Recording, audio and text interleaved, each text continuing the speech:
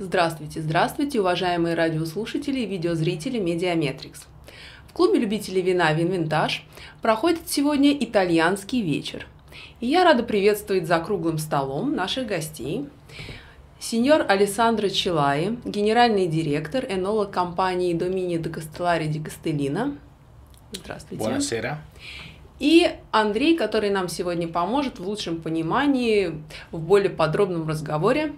Buongiorno, сеньоры. Buongiorno. Здравствуйте. Алессандро, вы, что называется, с корабля на бал, это так говорится по-русски, прямо с самолета приехали к нам в студию на Медиаметрикс. Добро пожаловать в Москву. Спасибо вам огромное за то, что пришли. Это ведь ваш не первый далеко визит в Москву, не так ли? You came immediately from the plane to this interview.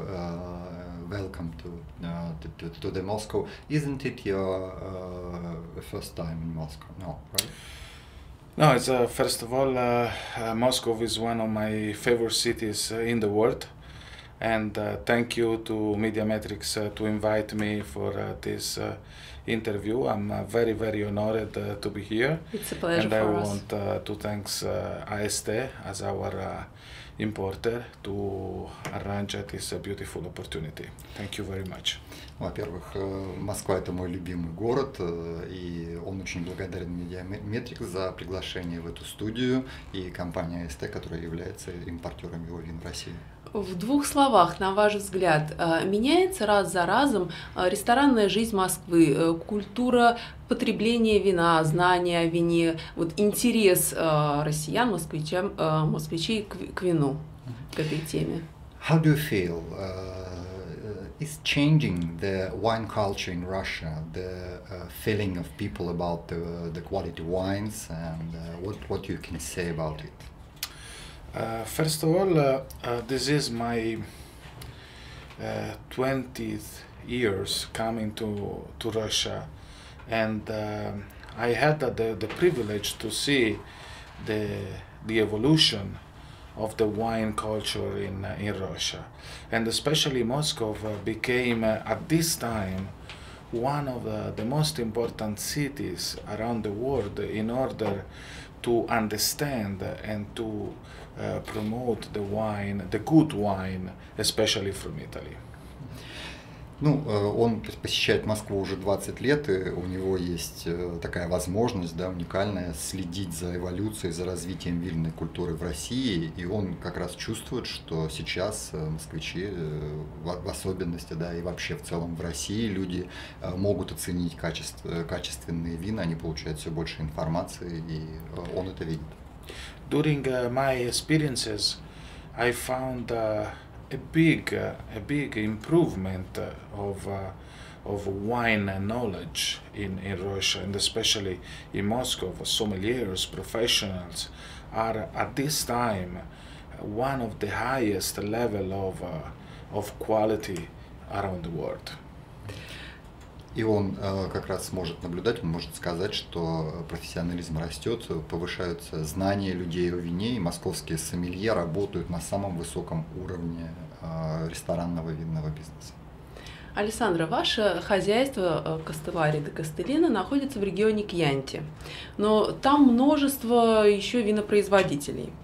И вот когда мы в Москве, в винотеке, выбираем на полке кьянти.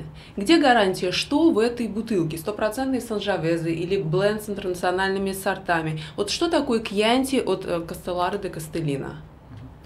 Castellari di Castellina located in Chianti area, but there are, of course, too many other producers of Chianti.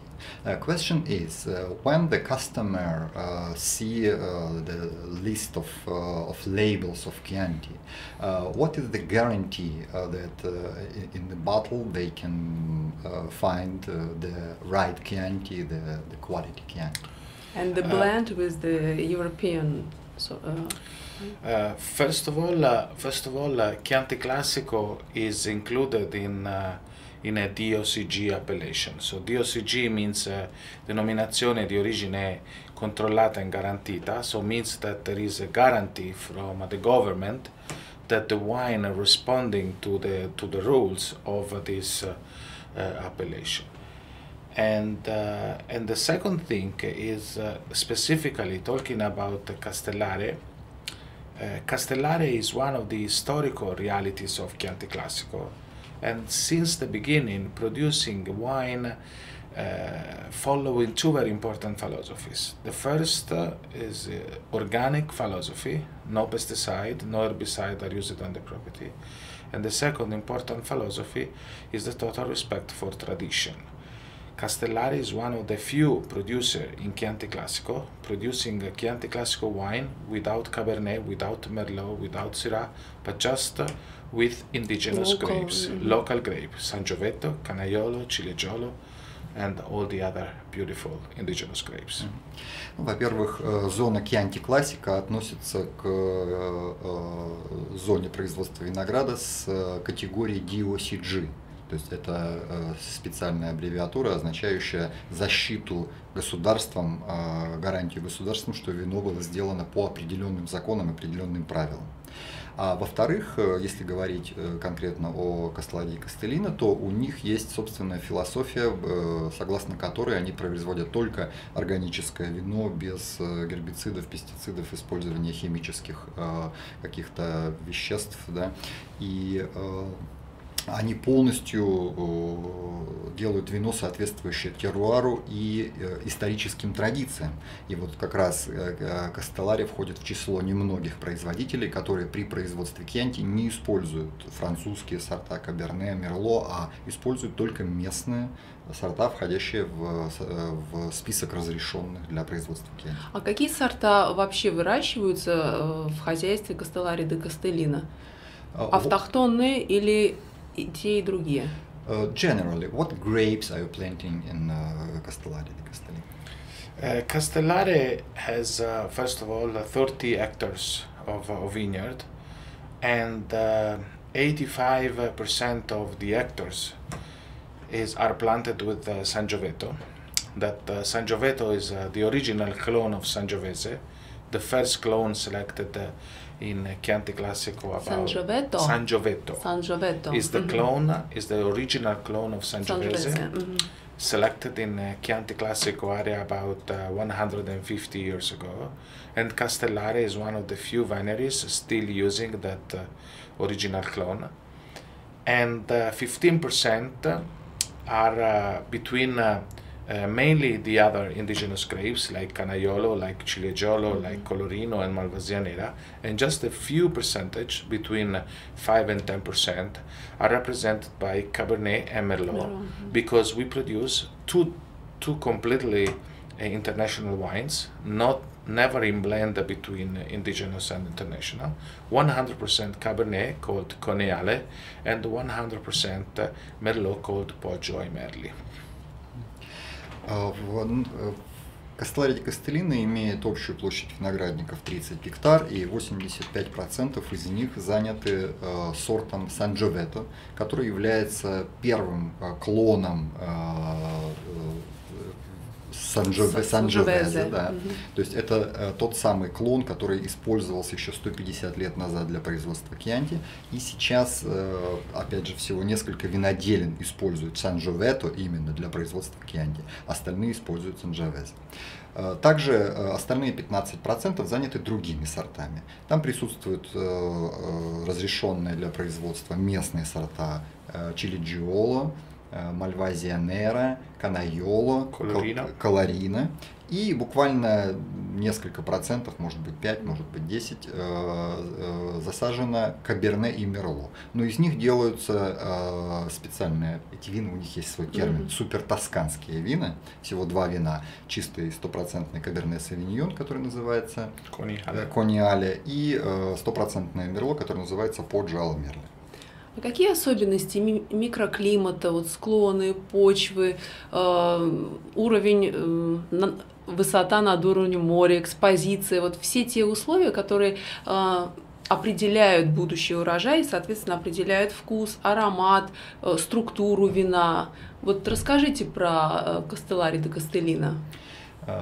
Tell us about, please, about the terroirs of Castellino, the altitude, the temperature, soil, and other things which are influent for the quality of wines. First of all, Castellina in Chianti, Castellare is located in Castellina in Chianti, and Castellina in Chianti is located in the heart of Tuscany and in the heart of the Chianti Classico area. The altitude is between 400 and 500 meters, and the microclimate is considered one of the best in Tuscany, because it's exactly located in the heart of Tuscany and in the heart of the Chianti Classico. And of course, this beautiful microclimate, this beautiful ambient make the wine really special. And in Castellare we have a special wine that represent perfectly the terroir of our region. And the name of this wine is Isodi di San Niccolò. Isodi is not only our best wine, but is one of the most awarded wine in the world, and really considered one of the best expression of our region. The wine has a perfect balance between power and elegance. That is the beautiful thing of our terroir. So in our area you can produce wine with a perfect balance between power, so energy, but also very elegant, because the Sangiovese is very elegant grape. And Isodi di San Niccolò, it's another example of the power of Sangiovese, because this is made with 85 Sangioveto and 15 Malvasia Nera, so 100% indigenous grapes. Поместье Кастеллари находится в деревне Кастеллино. Деревня Кастеллино находится в самом сердце, прямо по центру Тосканы и в то же самое время в центре зоны Chianti Classico.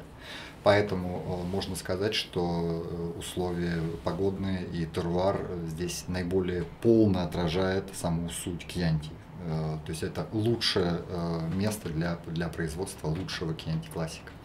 И как раз в связи с этим он замечает, что и в этой деревне они производят их самое лучшее вино хозяйства. Оно называется Isodi di San Niccolò. И это вино наиболее награждаемое из всего рейнджа, из всего ассортимента производимых вин. Для него также используется Санджавезе. И это как раз тот случай, когда вино сочетает две необходимые вещи: мощь и элегантность. То есть вино мощное, оно может долго храниться, оно терпкое, насыщенное, но в то же время оно элегантное, тонкое, элитное и замечательное. Александра, вы сказали, что ваше хозяйство придерживается принципов биоорганического, биодинамического сельского хозяйства. А как на практике вы реализуете вот эти вот принципы биодинамики? Вы следите за фазами Луны или закапываете рог в землю, в нужном направлении перемешиваете удобрения? В чем это реализуется, вот эти вот принципы? И имеет ли ваше хозяйство сертификат вот, биодинамического хозяйства? Прошу прощения, органик.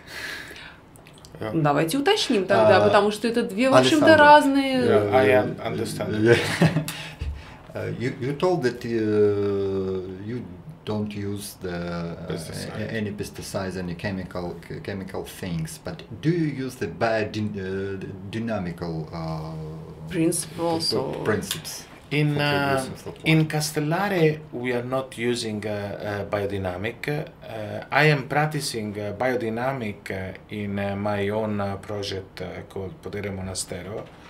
Podere Monastero is it's a little property I have in my own property, and that is 100% biodynamic. But Castellare is 100% organic. So organic means no pesticide, no herbicide, but all the other operations are made following the classic techniques. So it's using tractors, using machines, working the ground and cutting the grass, but never using chemical products. Biodynamic is it's a little different concept. Biodynamic, first of all, is connected with the total. It's something like a synergy between. Philosophy. Yeah, it's a philosophy, but it's something like a synergy between the workers, so the winemaker, the producer, and the ground. So became like a sort of connection. In fact, in a true biodynamic, the producers are not working in the vineyard, so no tractors, no Just machines are allowed to go into the vineyard. So 100% is made by hand. I do the same in my own project. We plant some kind of grass in order to make a competition with the vines. So it's something is connected with the moon. So you have to follow the cycle of moon in order to decide at a specific moment to do one thing, one operation or another operation. So biodynamic is, you are right, it's a philosophy. No? And you believe in it? Absolutely. But to do a full biodynamic, you must be a very small property. Otherwise, it's really difficult to follow biodynamic. But with Castellare, the most important thing is that 100% of our production is 100% organic. So you can be sure drinking a glass of Castellare is 100% free of chemical products. А серу добавляют в вино? Диоксид серы? Of course. Позвольте мне перевести. В реальности хозяйство Castellare делает органические вина. Органические вина – это не использование любых химических средств, это полностью следование историческим традиционным методам производства вина, но они используют какие-то машины, они используют тракторы, они используют различные механизмы при обработке земли, поэтому это нельзя считать полностью биодинамикой. Алессандро занимается биодинамикой в своем собственном хозяйстве, у него есть крошечный надел, принадлежащий на 100% ему. Вот там он использует биодинамику, и это выражается в том, что существует некая связь между виноделом, его руками и вином, которое он производит. То есть да, это включает в себя массу различных ритуалов, можно сказать. То есть высаживается, например, особая трава на винограднике прямо для того, чтобы создать конкуренцию лозе. Не используются никакие машины, никакие механизмы, все делается только вручную. Они следят за фазами Луны для того, чтобы знать, в какой момент что делать с лозами, собирать виноград, подрезать его и так далее. И, конечно, вот в этом случае получается настоящее биодинамическое вино. Но он отмечает, что если говорить о биодинамических винах, то размер виноградника, количество произведенных бутылок может быть только очень маленькое, иначе теряется вот та самая непосредственная связь винодела с органикой. Castellare же это на 100% органическое вино, и когда мы пьем кьянти от Castellare, мы можем быть уверены, что оно сделано по всем законам кьянти, историческим традициям производства этого вина и, естественно, без всякой химии. Алессандро, а расскажите, пожалуйста, вот про этапы винификации. Вы энолог, а далеко не все представляют, как из собранного винограда, вот он в ящиках, вдруг получается вино в бутылке на полке винотеки. Вот, может быть, некоторые думают, что вино собрали, отжали, оно немного перебродило, и вот великое вино получилось. То есть даже не все могут оценить профессию и заслугу энолога, винодела, вклад вот в конечный продукт. Tell us, please, the process of producing wines, from the grapes, from wines till the bottle on the shelf. Because sometimes people think that it's easy just to take grapes from wines, press it, make a fermentation, and you great get wine here. Tell us, what is the role of winemaker hands in the process? How can you do the great wines? What, I don't know, no secrets you have? But honestly, there is not a secret. So to make a good wines, first of all, the most important thing is to be in a right condition. So in the right condition means the right soil, the right microclimate, the right grape, and the right terroir. That is in one word. So it's a perfect terroir. And of course, the winemaker have to make the genius, so something special, no? So to become from a good to really excellent. And how the winemaker can do this little step, because once again the 90% of the quality is made by the ambient, by the terroir. The winemaker must bring into the wine first of all the soul of terroir and the soul of himself. This is two very important laws that I receive as a mission from my mentor, Giacomo Takis, one of the most famous winemaker, not only from Italy but in the world. He was the winemaker of the most important Italian wines in the past. Unfortunately, now he's passed away. But I had the fortune, the lucky, and the privilege to stay close to him for 25 years. And he always gave me these two laws. So you have to bring inside of the glass your soul and the soul of the terroir. So that is extremely important. No? So when you can drink a glass of wine and you can recognize the terroir, so this wine is come from Tuscany, this wine come from Chianti Classico, that means that the winemaker has made the great job. That is extremely important. На самом деле нет никаких секретов, говорит Алессандро, потому что на 90% качества вина, его уровень будет зависеть от терруара. Это климатические условия, это качество почвы, это другие факторы, влияющие на качество винограда получаемого. А в руках винодела всего 10%. А главное, что должен сделать винодел, здесь Алессандро упоминает своего учителя Джакомо Такиса, легендарного винодела, который, к сожалению, уже ушел от нас, но он является автором множества известнейших вин, которые многие люди знают, и они есть и в Москве. Он был учителем Алессандро, и он говорил одну вещь, что винодел должен вложить в вино душу терруара и собственную душу. И вот как раз две эти вещи дают то самое великое вино, которое нравится миллионам. And another very important thing is to do this special thing. First of all, you must respect the grape and of course the soil. If you respect the grape and if you respect the soil, so if you know the grape, so you know how you have to take care about the grape, that is the first step to make excellent wines, because not every grape has the same reaction from a fermentation, from a maceration. So, for example, Sangiovese is one of the most heterogenic grape in the world.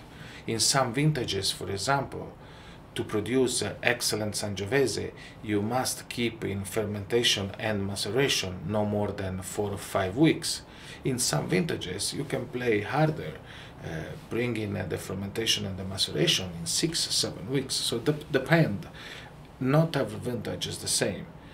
because every vintage you have a different reaction of the grape because the season make the grape different. That is extremely important to know the grapes. To feel it, maybe. Exactly.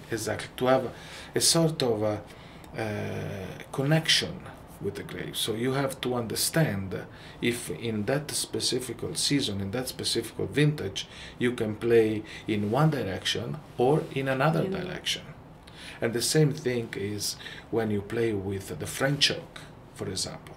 When you age the wine in French oak, there are some vintages that you can play with a longer in French oak. There are some vintages that you have to play much lower in French oak. Otherwise, the risk is to cover the flavor profile of the grapes, and that is extremely important, to know the grapes and to know, to have this kind of feeling connection with the grapes. Александра добавляет, что для производства хороших вин винодел должен уважать сорт винограда, уважать виноград и уважать теруар. То есть, что это означает? То есть, это знать их, знать, как обращаться с землей, с виноградом. И приводит примеры, что если винодел чувствует вино, если винодел чувствует виноград, он следует буквально за каждым миллизимом, потому что каждый миллизим, каждый год урожая, он уникальный, он отличается климатические условия, виноград иногда созревает по-разному, раньше, позже, и, например, есть стандартный срок ферментации 20 дней, его можно делать дольше, его можно делать короче, то же самое касается и мацерации, то же самое касается выдержки в дереве. В один урожай виноград выдержит в дереве дольше, в другой год нельзя его хранить в бочках так долго, иначе дерево забьет натуральные вкусы винограда. Да. То есть он говорит о том, что винодел должен чувствовать виноград, знать его, держать с ним связь, и следовать за тем, что ему досталось в руки. То есть фактически он получает виноград, должен его прочувствовать и понять, как из него сделать хорошее вино. Алессандро, очень интересные этикетки вин Castellari de Castellina. Это изображение птиц. Откуда возникла такая идея? Ну, надо догадываться, конечно, что это ваша приверженность органическому сельскому хозяйству, но почему именно птицы? В чем смысл, идея? Let's talk about labels, and especially the birds on it. Of course, we guess that is the idea of respect for the environment in Castellari. But please tell us why the birds specially. First of all, the idea of the birds was an idea decided by the owner of the company, Mr. Panerai, since the beginning. So since 1977 was the first vintage, and he decided to bring in the label the message. The message is the respect for the environment, and Castellari, first of all, is included in totally the sides of Castellari, so the extension of Castellari is included in a reserve of hunting. So, and we have a lot of species of birds in our property as a sort of natural protection. So it's not possible to hunt that species of birds, and for this reason, Castellari decided to use that kind of birds in all birds in a way of extinction, in danger in a Chianti Classico area, symbolizing the real respect for the environment. So Castellari is a sort of natural reserve of protection for all species of birds. And how better than this can be a message to advertise our respect of the environment, to use the birds in the label, we think. Yeah. Идея о том, чтобы поместить на этикетке птиц, была владельца хозяйства, сеньора Паоло Панерай. Он задумал это в самом начале, когда только приобрел хозяйство в 1977 году, и с этих пор птицы всегда на этикетках. Это такого рода послание message всем, что хозяйство уважает окружающую среду, хозяйство уважает значит, птиц, животных, все живое вокруг себя. И нужно сказать, что само хозяйство находится в окружении заповедных лесов. Это заповедник, там нельзя охотиться. Но, к сожалению, все равно в Тоскане многие виды птиц близки к исчезновению. Это такого рода сигнал всем, что хозяйство уважает чистоту природы, заботится об этом, не применяя никакой химии при производстве вин и беспокоится о сохранности заповедных мест Тосканы. Алессандро, вы упомянули, что в поместье Кастеллино ин Кьянти вы делаете другое вино, ну назовем его роскошное вино, великое вино. Что вы вкладываете в понятие роскошное вино? You mentioned that in Castellari, except Chianti, you produce the great wine, the prestigious wine. What I put in the name of great wine? How do you call what for you is the spirit of great wine? Again, a great wine for me is first of all when you can get in the glass the best expression of the grape that the wine is made. So if you are making a Sangiovese, for example, I think a great wine for me means one of the best expression of Sangiovese. And the second thing I once again is for my personal opinion, and thanks also again to Giacomo Takis giving to me this great and important philosophy, is when you can bring into the glass the terroir of your area. So when you really can make a sort of perfect synergy between terroir and grape and winemaker, so it's a perfect marriage. So that is really a special wine. So when you can have a fantastic Sangiovese wine, for example, talking about our area, with a immediately recognizable taste, so you can understand immediately that the wine is made in Chianti, and especially in Castellino and Chianti. And the second thing, that you can recognize the touch of the winemaker. So when all the three things are perfectly merged together, at this time we can talk about excellent wine. Алессандро считает, что великое вино, великим вином может называться вино, в котором лучше всего выражен характер винограда, то есть именно суть самого сорта. То есть если сорт выражен максимально, если он показывает все свои лучшие качества в вине, то есть это вино можно называть великим. И опять повторяет слова Джакомо Такиса, своего учителя, о том, что в вине должны соединяться три вещи. Это душа винодела, собственно, руки винодела, это виноград и это терруар. Когда эти все три вещи удалось соединить так, что это чувствуется, потому что он говорит, что когда вы пробуете хорошие, качественные вина, допустим, вот из Тосканы, то всегда чувствуется, кто их делал, да, он, по крайней мере, может это определить. И вот когда все три эти вещи чувствуются в вине, вот тогда его можно называть великим, когда это лучшее выражение терруара, винограда и рук мастера. Алессандро, приходилось вам пробовать российские вина, творения российских виноделов? Если да, то как вы можете прокомментировать? Have you ever tasted some Russian wines from Russian winemakers? Yeah, thanks to our top partner, so I had the opportunity to taste some Russian wines. My personal feeling, if the question is this, is that there are great potential. So in the sense that I had in the taste a good prospect. So for Huge. yes, yes, means that the potential is there. Maybe there is something to work in the sensitive taste, but I think Russian producers are in a good way.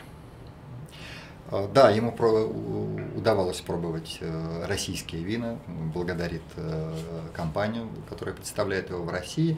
Он пробовал разные образцы и может сказать, что эти вина имеют потенциал, что они в будущем могут быть замечательными. Он бы посоветовал виноделам просто улучшить вкус, да, то есть сделать его более чувствительным, более ярко выраженным. Да? Но это вопрос опыта. Александр, а почему вообще вы решили стать энологом? Это ваша семейная профессия, занятие? Или вы где-то учились? Что способствовало тому, что вы стали таким выдающимся виноделом? Why did you decide to be an enologist, the winemaker? Is it your family tradition, or That is a long story because believing it or not, I decided to be winemaker when I had 4 years old, and yeah, it's not a joke. It's true because I had the fortune, and I always say thanks to him. I had the fortune to have a uncle with a little vineyard around his house. He's a priest, is a Catholic priest, and was a very common for the Chianti area long time ago to have a little piece of vineyard around the church. And the priest normally at that time makes the wine for the community. And I had the fortune and the lucky to have a uncle as a priest with a little vineyard around the church.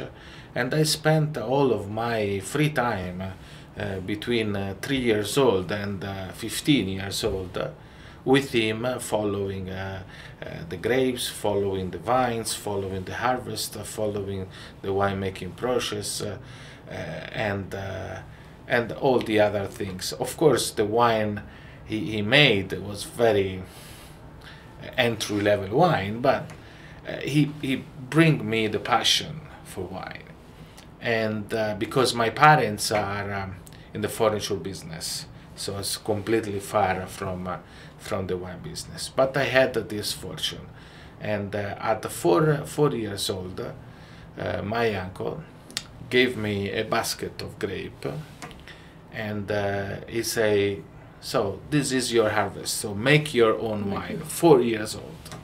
So I started to push with my foot the grapes, making a juice, doing the fermentation in a little wooden basket. And then I produce 20 or maybe 25 bottles of Chianti. something like Chianti, So that was 1974, and I still have a few bottles of that great vintage for me, because it was my first vintage. And since that moment, I was so enthusiastic, so exciting, that I decided so my job would be winemaker. So thanks to my uncle. Thanks to him. Да, это очень интересная и длинная история. Александр рассказывает его. На самом деле, будете удивлены, но он решил стать виноделом, когда ему было 4 года.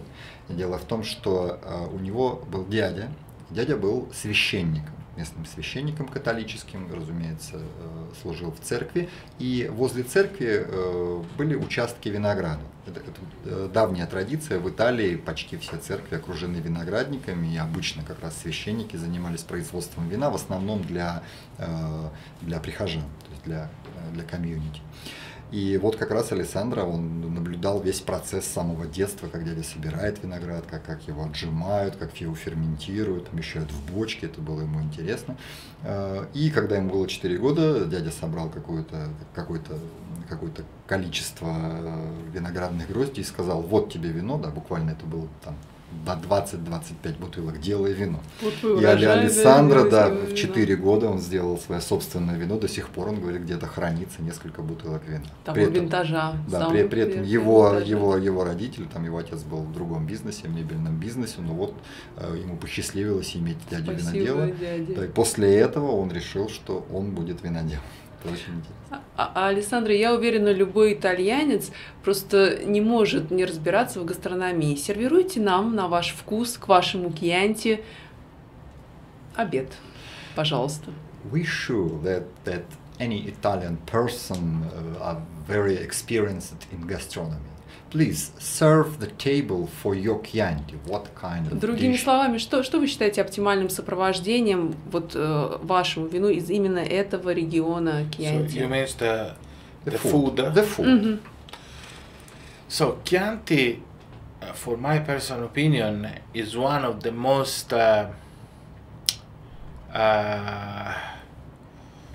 would say versatile wine, so it's perfectly able to join with many different things. In fact, you can start to play with Chianti with appetizer, with any kind of appetizer, with any kind of pasta, and of course with the meat. For example, tonight we had a beautiful expression of lamb and beef roasted both, and we had a fantastic bottle of Castellare Chianti Classico 2014, and the wine was showing beautifully. Of course, the most important thing is to have a good texture. So it's a good texture means that it must be not very heavy texture. Of course, for example, if you have a wild boar with tomato sauce, for example, so heavy cooked, that is a dish that is not perfectly able to join with the Chianti Classico. So for that kind of plate or dish, you must have a heavier texture, heavier body of wine. So maybe a Merlot, maybe a Cabernet Sauvignon. But with any other things, also with meat, roasted, especially roasted meat, the Chianti is a perfect wine. So my suggestion, so the Chianti is a wine for a full meal, starting for appetizer, ham or cheese, and then passing through pasta, for example, any kind of pasta with vegetable especially, and roasted meat. That is a perfect meal for Chianti. Алессандро считает, что Кьянти является одним из образцов наиболее гастрономических вин, которые подходят к максимальному количеству блюд. Он говорит, что Кьянти можно пить и с закусками, и с пастой, и с различными видами мяса. Буквально сегодня мы пробовали Кьянти с 2 видами мяса, с говядиной и с бараниной жареными, и это было великолепно. Единственное, что он говорит, что Кьянти, наверное, не стоит сочетать со слишком тяжелыми блюдами, то есть с насыщенным жирным мясом, с соусом, или вот, как он сказал, например, с дикой птицей, да, тоже с соусом, не подойдет по текстуре. Для этих блюд нужны более насыщенные, более тяжелые вина, например, Мерло или Каберне. Кьянти же подходит ко всем остальным блюдам, от закусок, от каких-то паст с соусами, с травами и до жареного мяса. Ну что ж, наше время, к сожалению, истекает. Я еще раз хочу вас поблагодарить за то, что вы нашли время и пришли к нам. Успехов и удачи вам в ваших делах в Москве. Вы привезли прекрасные вина, и, может быть, вы захватили для нас хорошую погоду хотя бы немного. Thank you very much. Unfortunately, time is finished, and thank you very much for your visit. You bring us in Russia, in Moscow, the great wines, and hopefully we'll have the good weather, because unfortunately we had no summer yet.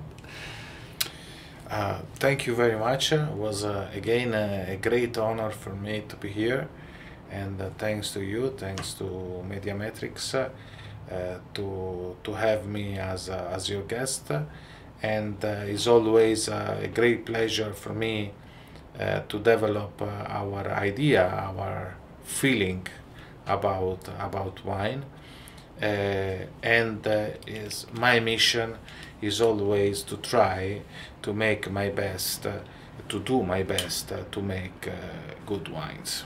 Thank you very much.